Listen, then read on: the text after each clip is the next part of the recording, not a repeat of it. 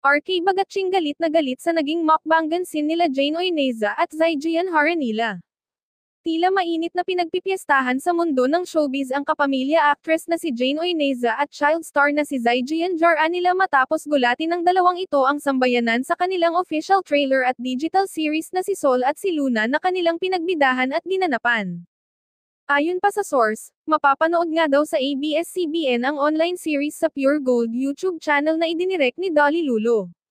Sa kabila naman nito ay napasabak naman sa matitindi at intense intimate scenes sina Zaijian at Jane sa, si Sol at si Luna, kung saan gagampanan nila ang mga mapanghamong karakter na may malaking age gap. Sa kwento ng serye, si Sol ay isang estudyante ng pelikula na abala sa kanyang thesis. Pero biglang magbabago ang kanyang buhay nang makilala niya si Luna, isang babaeng broken-hearted. Sa pagtatagpo ng kanilang mga landas, kinailangan nilang harapin ang magkasalungat nilang damdamin tungkol sa pag-ibig at pagkawala, na pinatitindi ng agwat ng kanilang edad.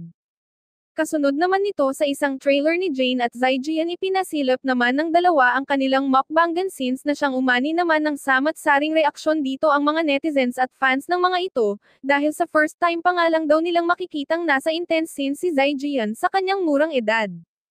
Samantala sa pagkakataon naman na ito ay hindi nga din nakaligtas na i-mention ng netizens ang longtime boyfriend ni Jane Oineza na si RK kung ano ang magiging reaksyon nito sa ginawang mukbangan ng dalawa, kaya naman ay handa umano silang maghintay sa magiging official statement nito ukol sa isyu na ito.